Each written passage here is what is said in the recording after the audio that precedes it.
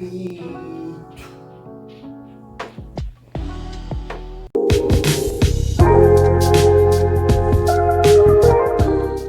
live in a time before culture has even been invented yet. You and your husband Adam are literally the only two people on earth. The good news is that means you're the most beautiful woman on earth. However, if you're negative, that also means you are the ugliest woman on earth. You are in the most beautiful garden anyone will ever see. There's plenty of trees of all shapes and sizes, more plants than you can imagine.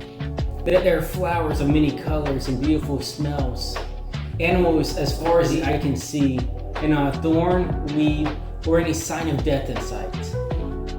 You don't think much of it. You're created here, and it is the only place that you have ever been. You walk to the middle of a garden with your husband Adam. The process of deciding that you were going to marry Adam was a simple one. Adam fell asleep, and God made you from him. Neither of you have any other options for marriage.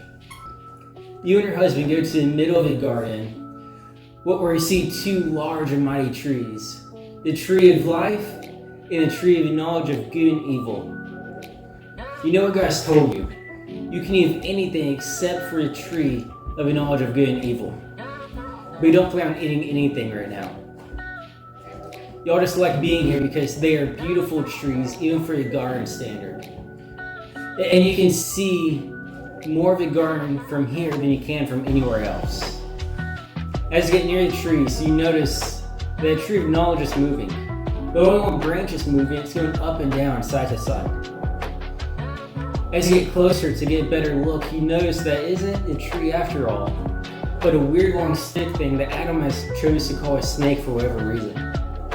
Whenever a snake sees you, he asks you, did God actually say, you shall not eat of a tree in the garden?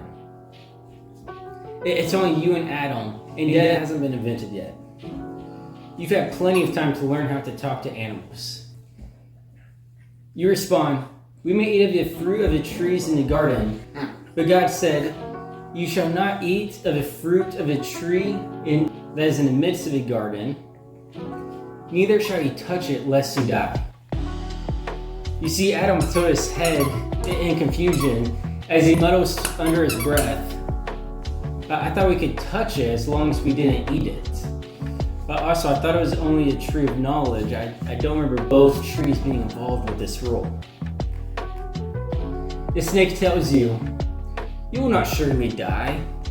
For God knows that whenever you eat of it, your eyes will be open, and you will be like God, knowing good and evil. You like the sound of that. You like the idea of being like God. Who wouldn't like the idea of being like God? And knowing everything, and being able to do literally anything. You look at a fruit, and you look back at Adam. And then back at a fruit, and then back at Adam. You can see a concerned look on Adam's face, but you think to yourself, what does he know? He obviously has trust issues. After all, he named two different cats untrustworthy names.